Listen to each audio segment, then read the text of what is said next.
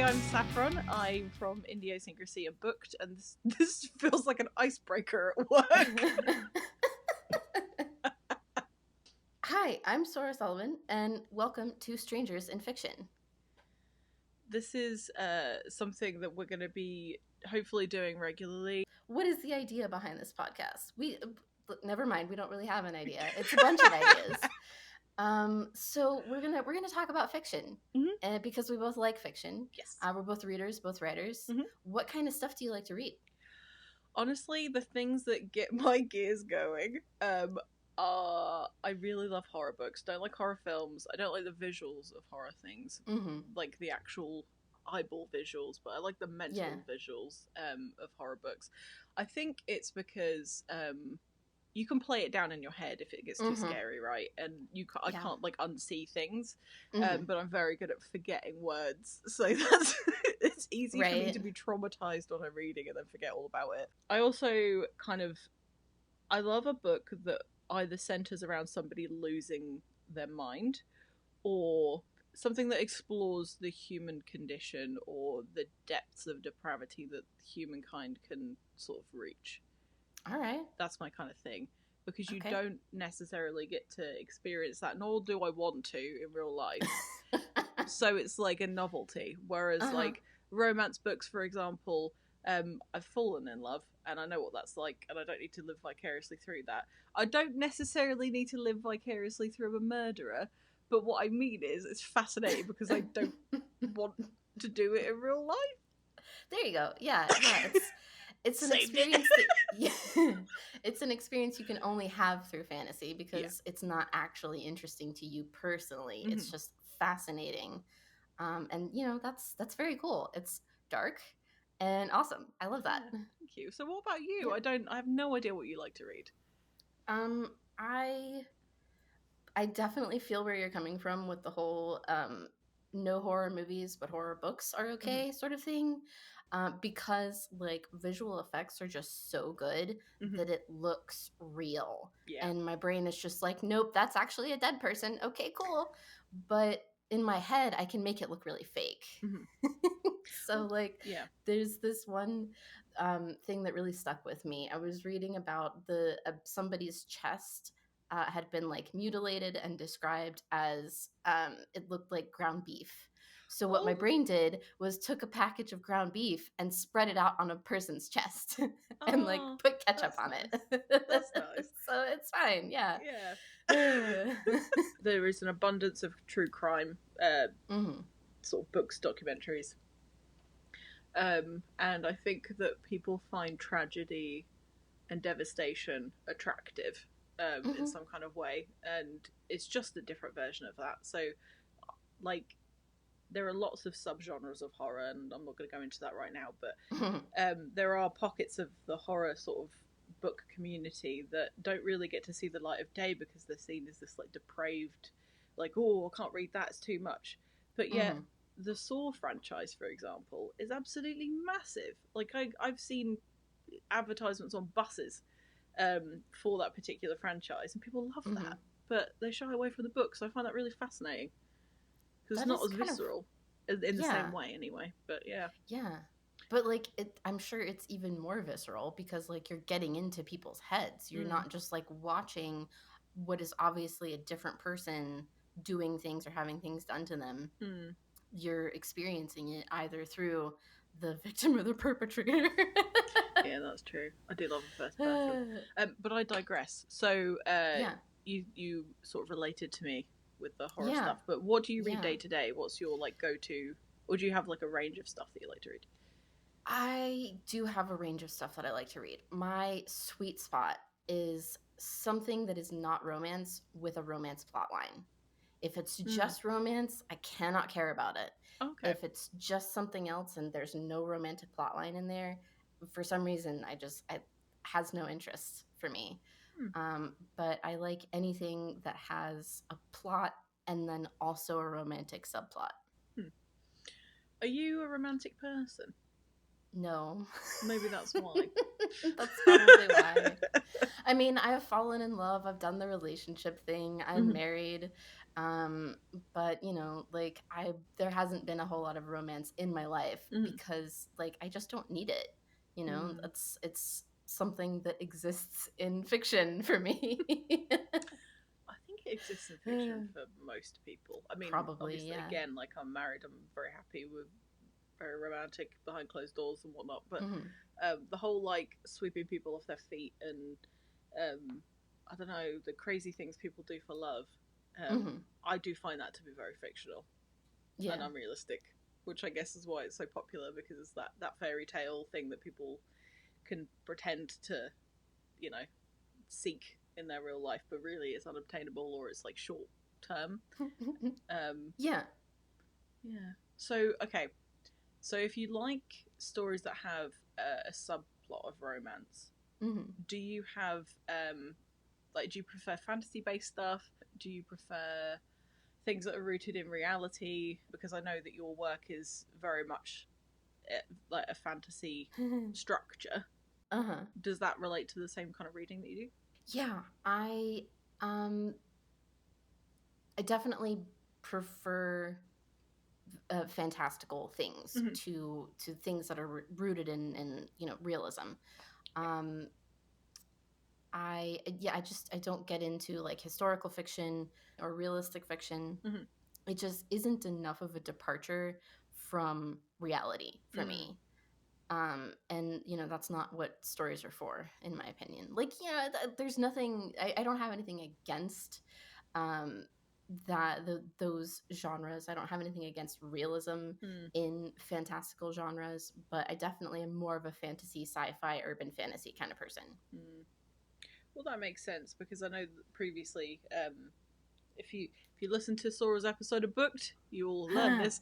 But I know that a lot about reading for you is the escapism of it and being able to get into it and make friends with the characters and enjoy the experience. And there's something to be said about the horrors of reality. That for sure that makes that sort of thing appealing to people. Yeah. I'm similar, but I think I do like to, like, if it was for me, if it was like fantasy horror, I'm like, but that would never happen, so it's not scary to me. Whereas if I'm like, oh, what if I looked out the window and there was a pair of eyes looking at me? That's like one of my biggest fears, is that I'm gonna look outside in the dark and there'll be something there. They attract me, books wise. But then if I hear like one sound in the house, I'm like, oh my god, this is an intruder, and I start freaking out. I don't want it to happen to me in real life. If you could actually get inside the book that you're enjoying, would you do it? It depends on the book.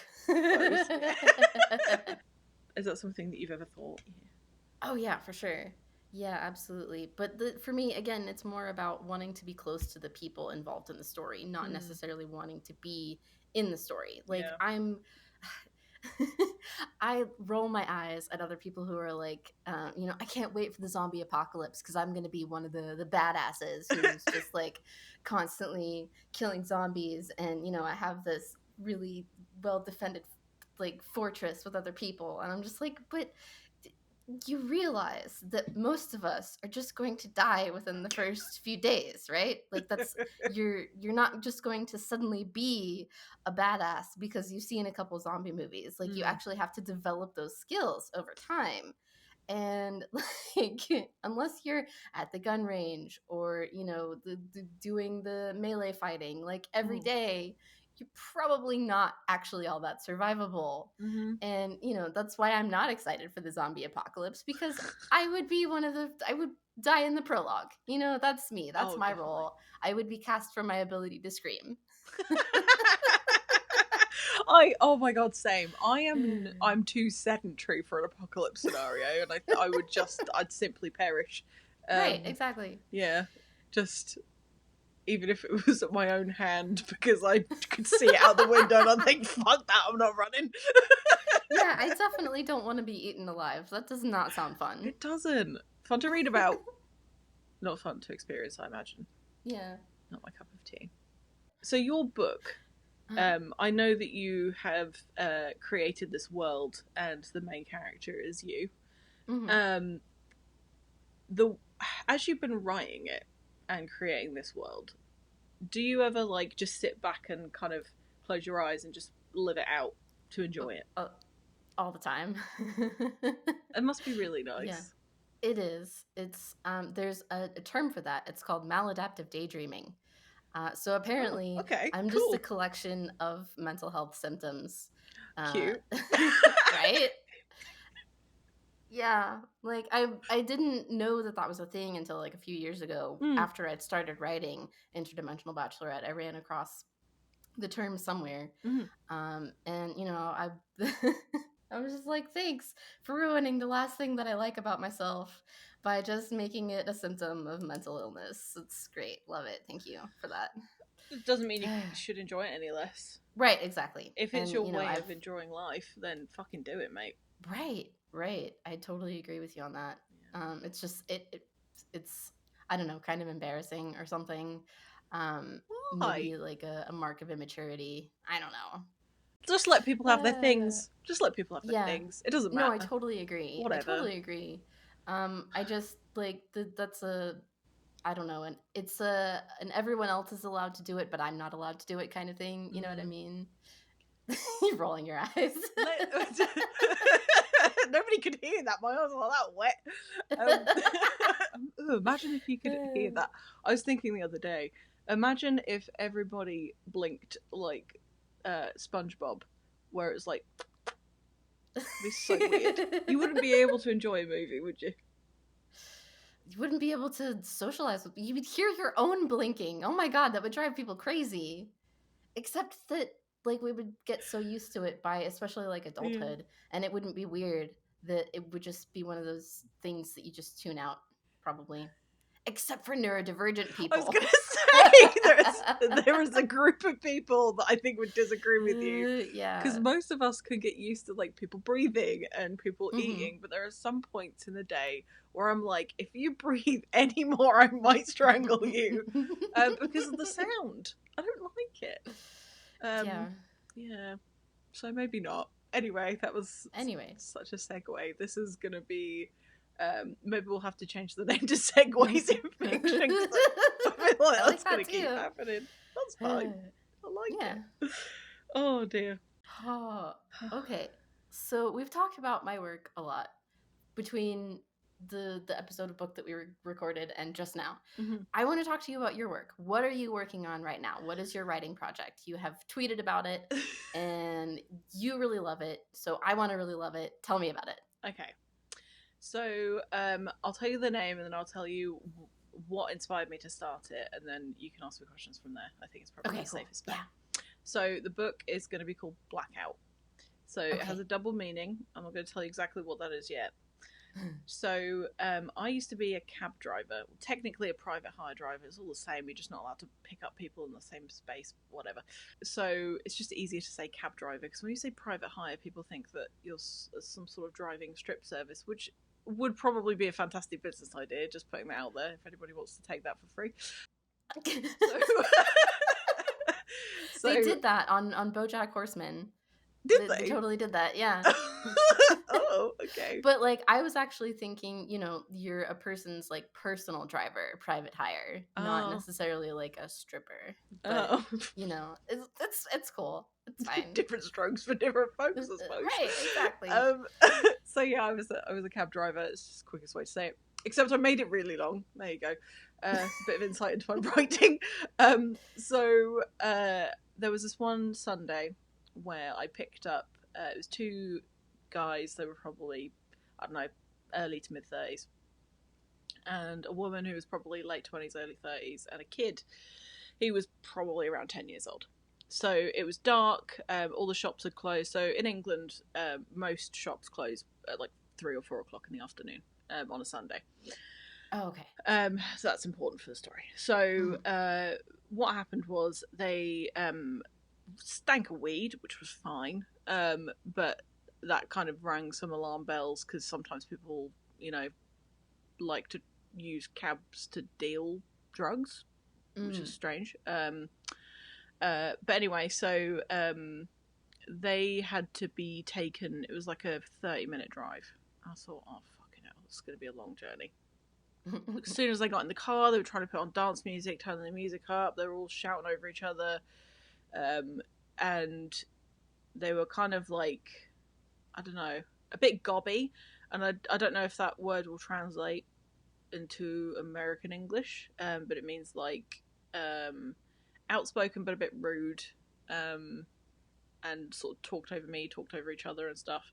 And the guy in the front made some mention of like being in prison at one point. So that was cool. So here I am, Fun. just a woman on her own, middle of the night. There's a kid in the car as well. It was all really weird. So they asked me to take them to a supermarket, and I didn't click at first that it was a Sunday. So I was like, yeah, that's fine. So I drove to the supermarket, and as we're pulling into the car park, I realised all the lights were off. I think, oh, it's a bit weird. But there was an ATM, like, in the wall of the supermarket. So I was like, okay, maybe they need to go get cash. So I go to pull up, and the guy's like, park over in the corner.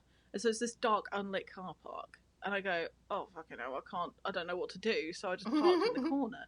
And there I am in this abandoned car park. And this guy's like getting his burner phone out, because that's what it looks like. I assume it was a burner phone.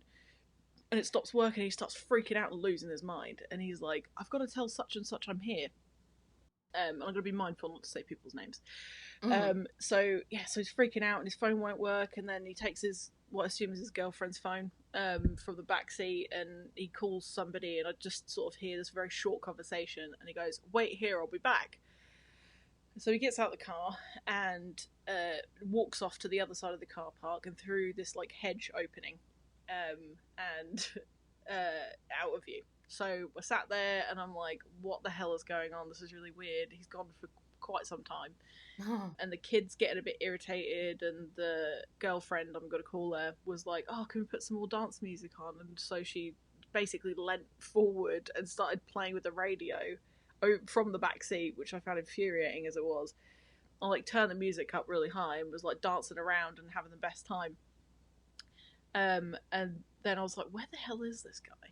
And so like out the corner of my eye, I see him running full speed at the car.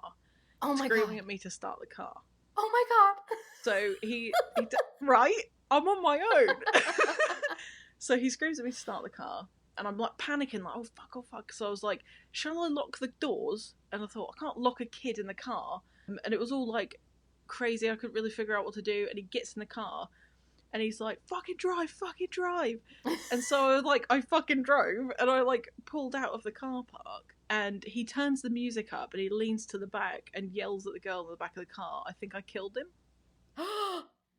This all got reported, by the way. Okay. Yeah, it got reported, and I gave, because we had like cameras facing into the car for our protection, so I gave all the cameras and stuff. So everything was dealt with correctly. But anyway, so it was like the longest journey of my life, because I thought, oh my god, I might actually be murdered.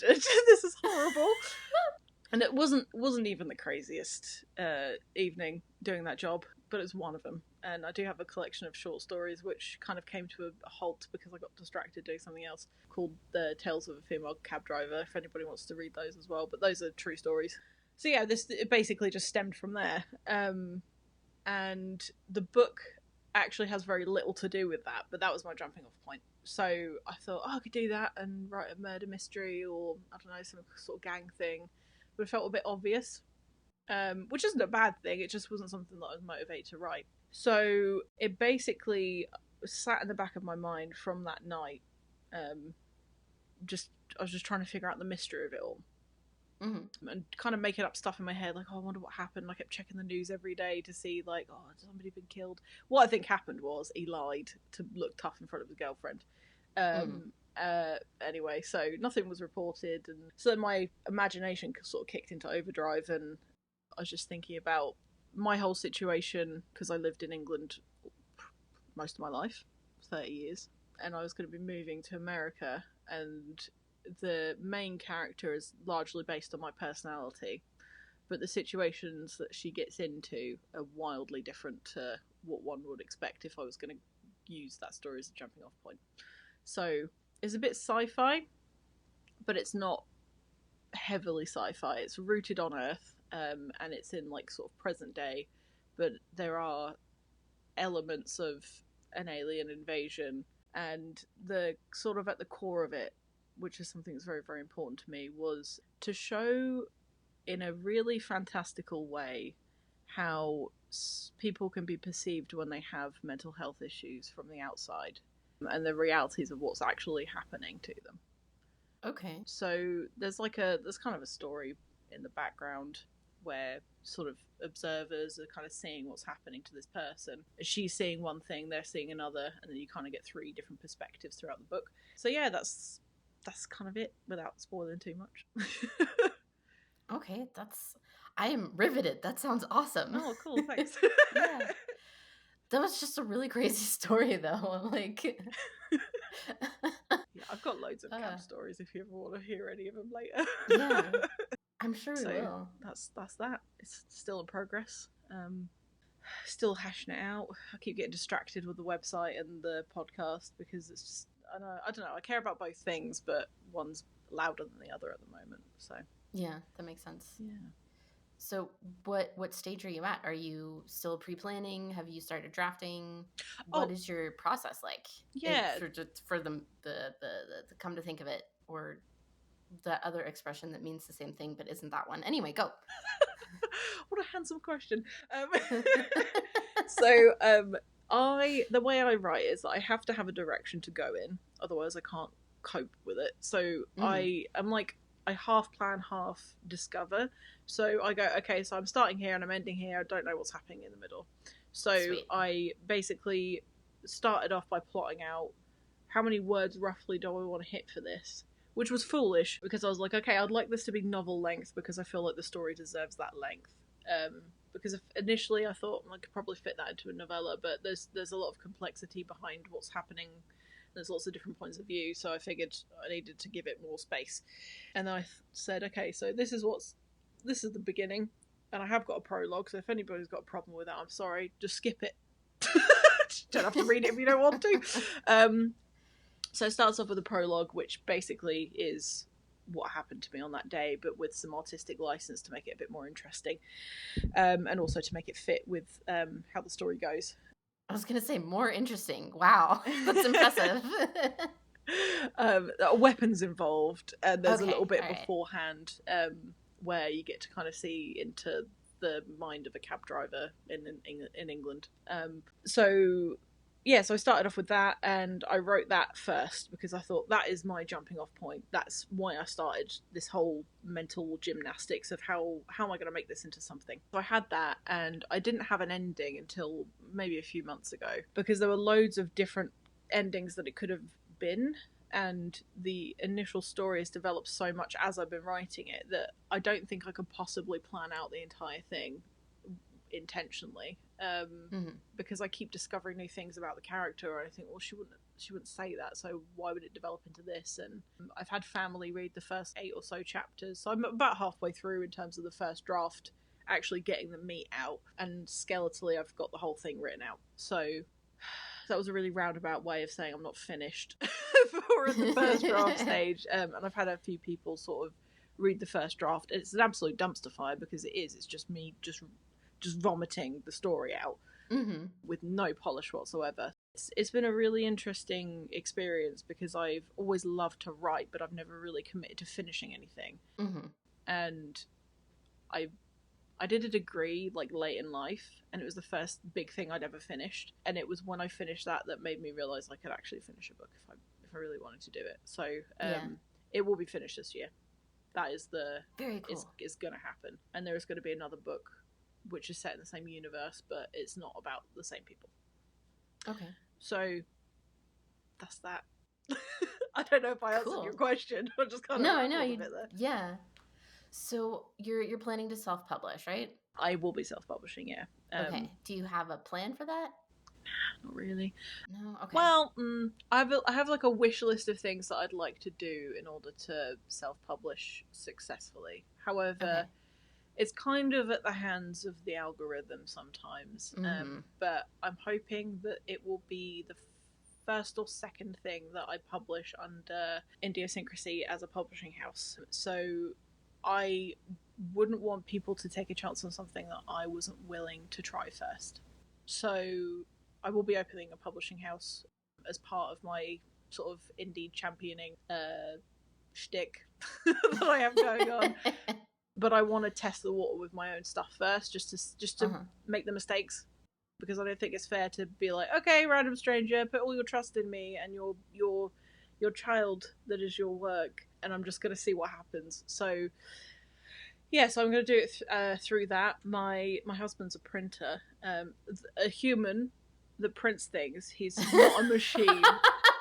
No, not digging on people that do fancy machines. That's fine. That's up to you. I love that for you. I hope you're happy. My husband is a human being, and he's a printer and a graphic artist. So I'm very, very privileged to be able to say that I'm going to be doing all of this in-house. I'm not going to outsource anything. I'm not going to put it on Amazon.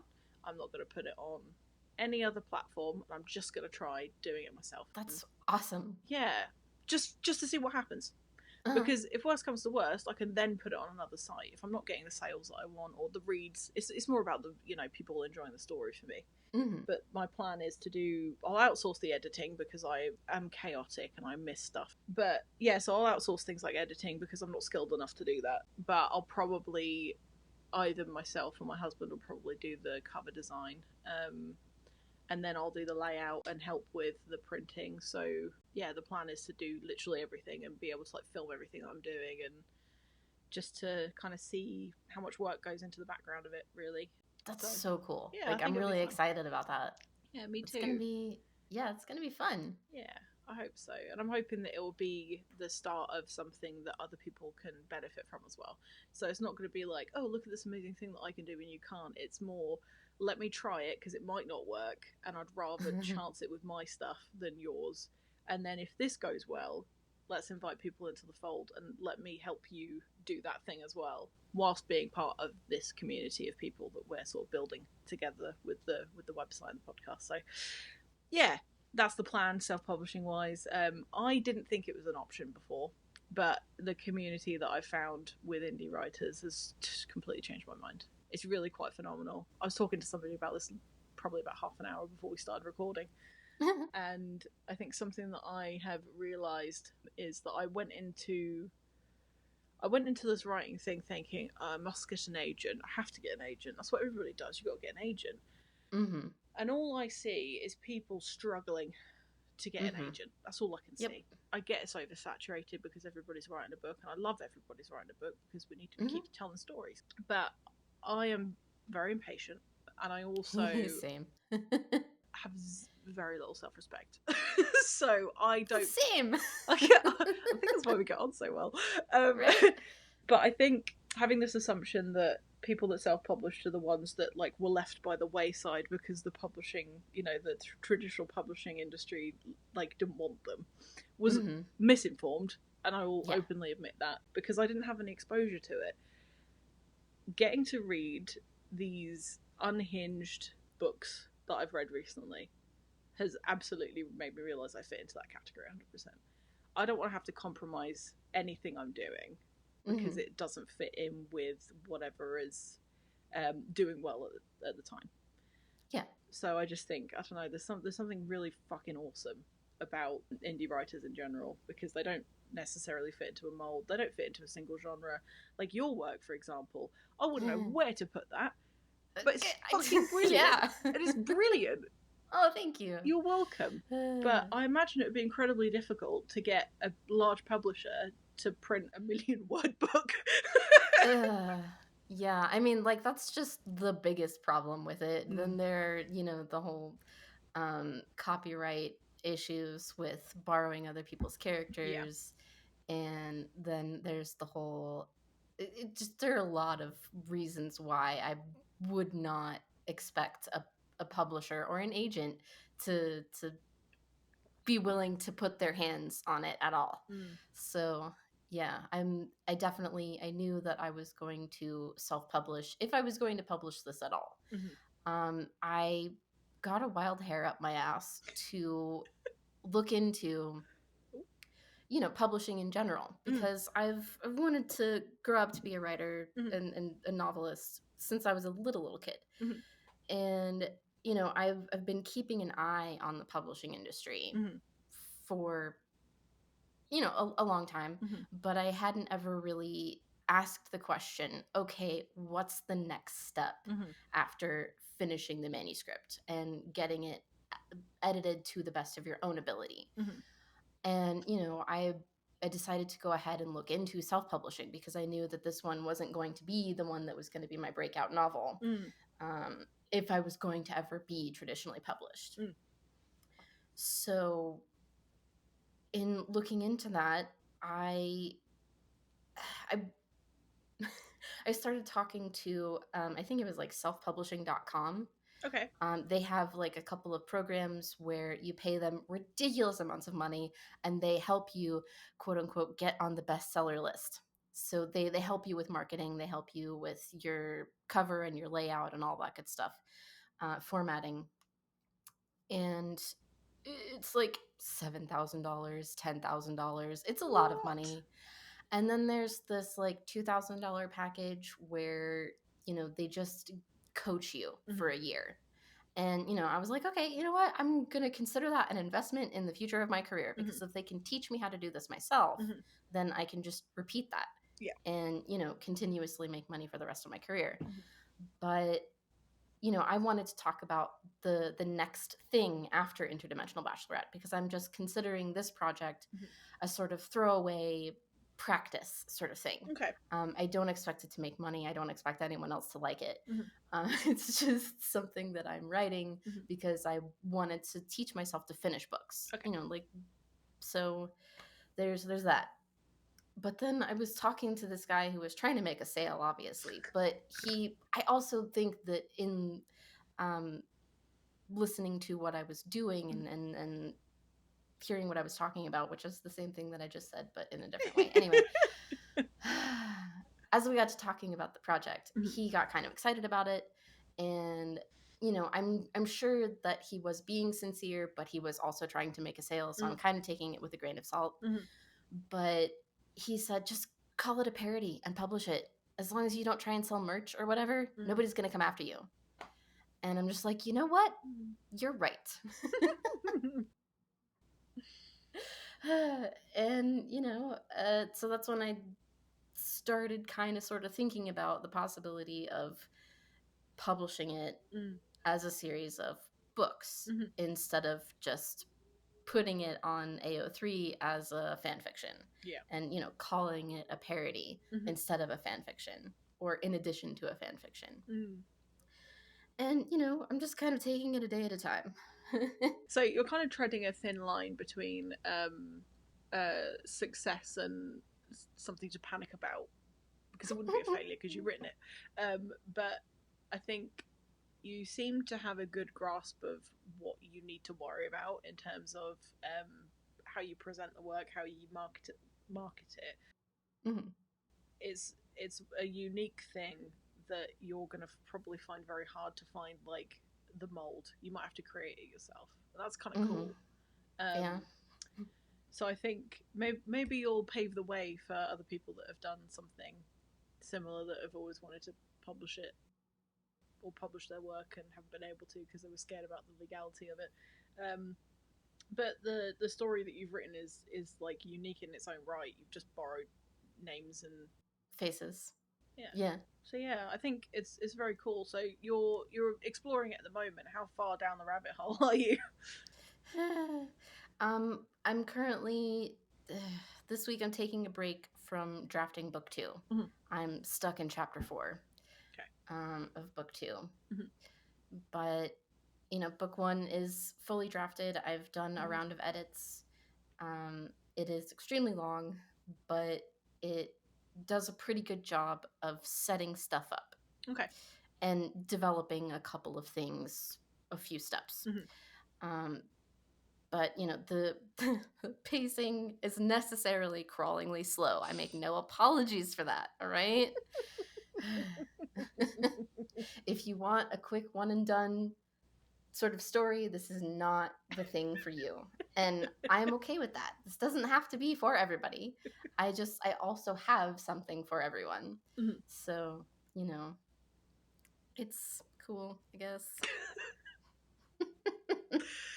So you said that you have this other project. I can't remember if we talked about it or not before. We did talk a little bit about a book. Yes. By Parker Peters. That's right. Yeah. Oh my god, my brain. Honestly, I've said this before and I'll say it again. It's a colander, which is like a sieve, but the holes are massive, and things just fall out all the time. Yeah, same. Yeah. But for the benefit of those who haven't listened to that episode of Booked, would you be comfortable to talk a little bit more about it? Yeah.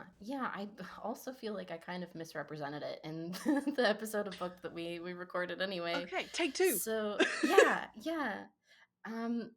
A book by Parker Peters. The main character, his name is Tatum, and he is a young man who wants to be an engineer when he grows up.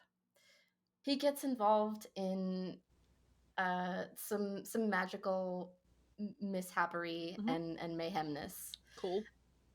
And his good friend is kidnapped. He has to go rescue her. He does some interdimensional travel. That's your bag. Yeah. It is kind of my bag. I don't like to stay in one universe. Gotcha. I can understand why. Yeah. But I don't do time travel. I don't do time travel. I cannot. Yeah, that's the one sort of wonky thing that I will not touch. Interesting. Yeah. There's a part of me that's just like, well, it's ever done, but I don't think that's what it is.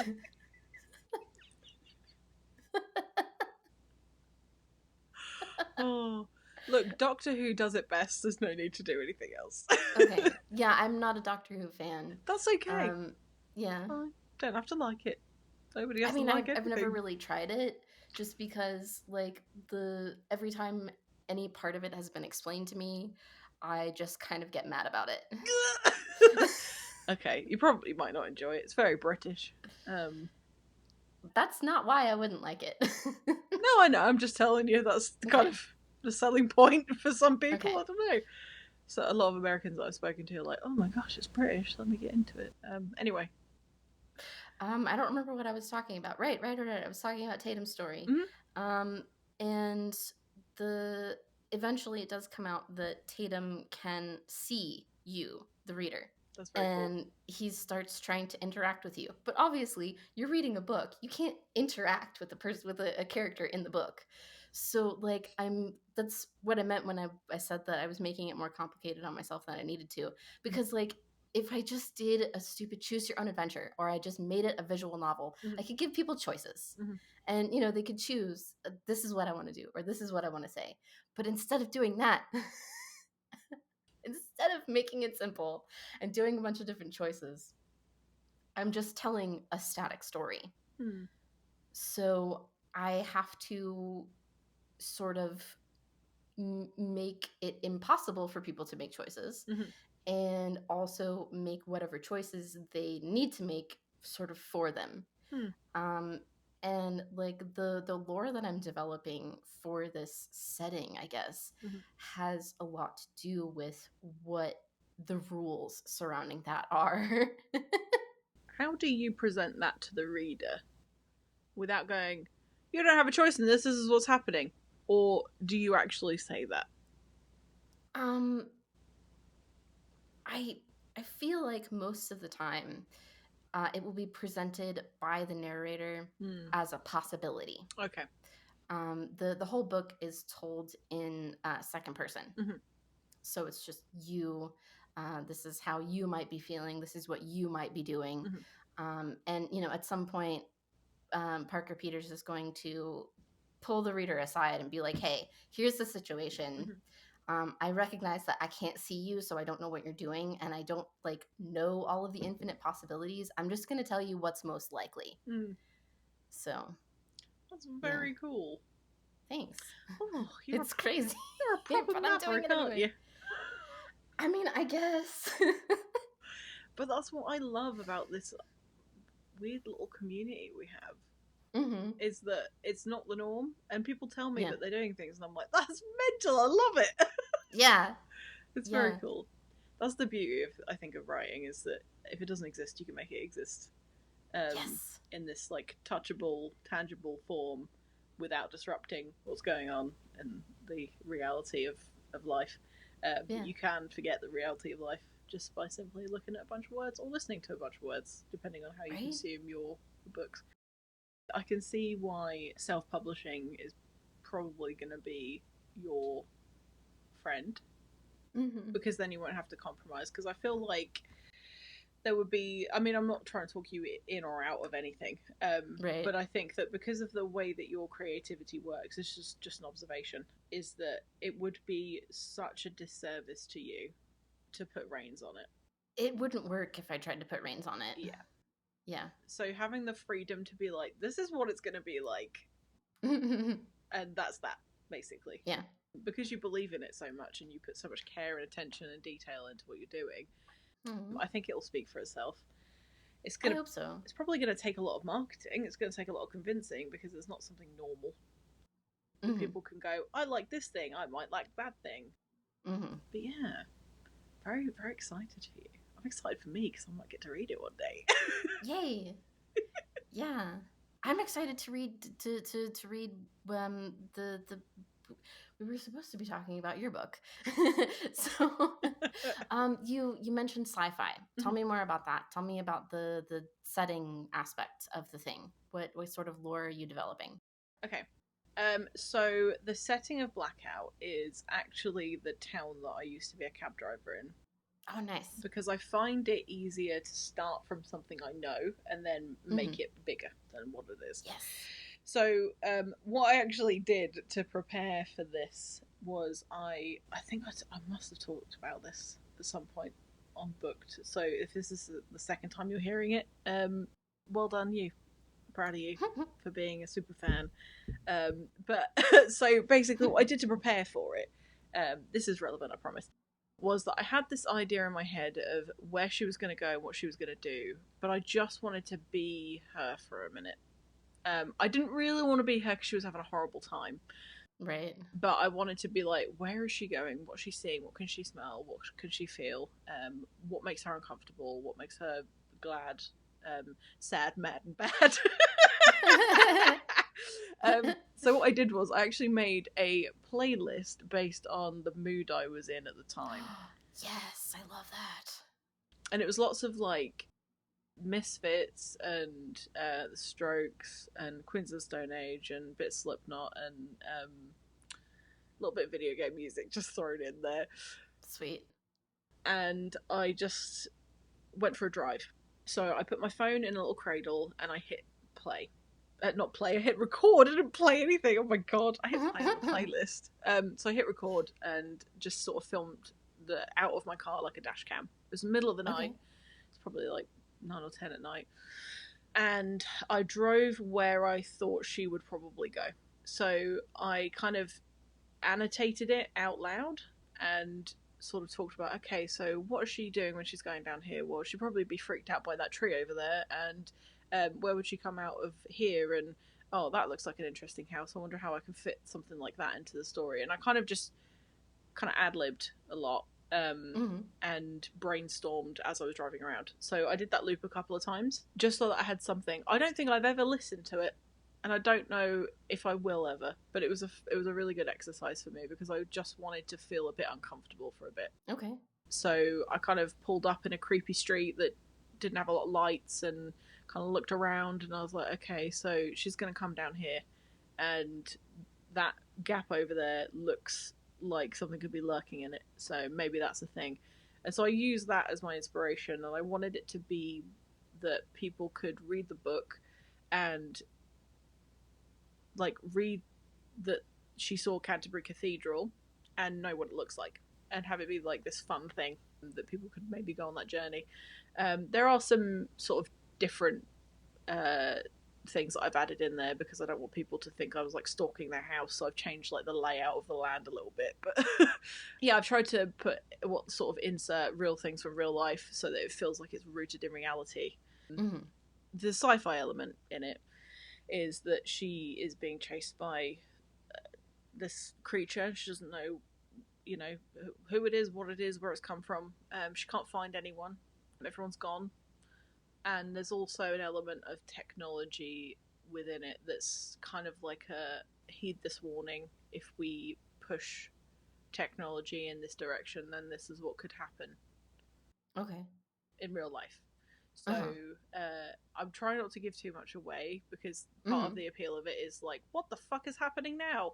Right. And that's kind of the feedback that I've had from sort of my family that have read it, and a couple of friends that have read it, and they've gone, why on earth is she doing that? And I'm like, well, she's losing it a bit, so just bear with it. Right. A piece of feedback that my mum gave me, because she's brutally honest, my mum. I love her. I love her so much. She will not lie to me about stuff, and sometimes it stings, but I can rely on her to give me an honest opinion. That's good. And so I sent her the draft, and I said, please don't be mean. And she said, if you didn't want me to be mean, then don't expect me to read it. Wow. I said, no, okay, you can be mean. Just, try and pad it out a little bit with a bit of niceties. So she read it, and she sent me an email back and said, I really enjoyed it. I only had one thing to note, is that if she breaks into somebody's house to have a piss, why wouldn't she put a pair of shoes on? That was her only piece of advice. I haven't changed that, so spoiler alert, she breaks into somebody's house and goes for a wee. So, yeah, it's but it flits a lot between points of view. So the setting changes when the reality changes a little bit as well, which is fun to write. That sounds really cool, yeah. I think it's cool. I really believe in it, and I think that if I were to try and describe it to somebody without having this whole big fat opportunity to say lots of stuff about it, I don't know that I could sell it to people, and I think I'm going to find it hard to market it to people, because if I was like, I call it a sci-fi thriller because it's easiest, because it's thrilling and there's a sci-fi element, but it's really not one thing or another. I think that's going to be one of the more challenging things when it comes to actually publishing it. I don't know how I'm going to do it. Maybe just like a really cool cover. People like covers, don't they? Maybe I'll just lure them in with a cool cover, and then they'll just be surprised. I don't know. Yeah, I don't know if I answered your question. I don't remember what the question was, so probably. Great. Yay. Fulfilled. Tick. Does your main character have a name? Yes. Her name is Aurora Nicolau. Okay. Yeah. That's a cool name. I like it. Thank you. She's called Rory a lot of the time through the book. That's adorable. Isn't it? Yeah. I can't even remember why I chose the name. I think Aurora because I wanted something that was like, ooh, stars.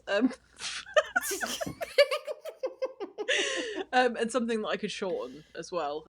Mm-hmm. And then I think I chose the surname because, I don't know, I was like, that sounds cool as shit, I'm going to go with that, and then just went from there.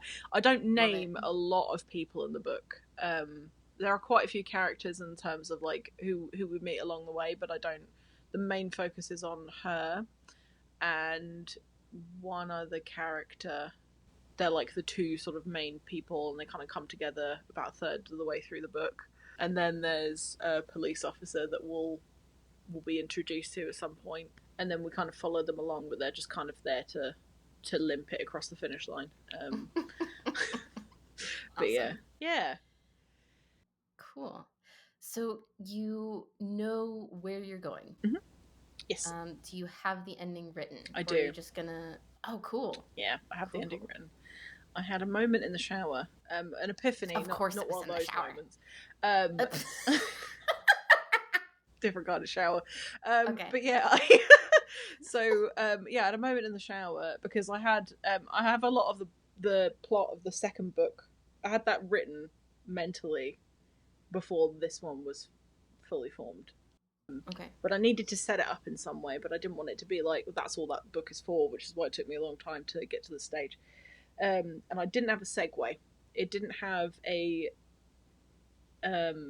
smooth transition from that book to the next one without it being shoehorned in, and I was really struggling with it, and I was like, they're just gonna have to be separate things completely. But I think when I had that sort of thought, I still had shampoo in my hair, and I turned the shower off, and I ran out the shower, streaked across the house, grabbed a pen and paper, and just wrote it down. And my husband was like, you okay? And I was like, shit, I need to write this down, otherwise I'll forget it, and I'll cry. And I'm there with shampoo dripping down my ears, and like it just dripping all over the notebook, and and I just hashed it out and I just wrote it, and just lots of little points. I was like, this happens, this person did it, this is the last sentence, and then I had it down and it was ready.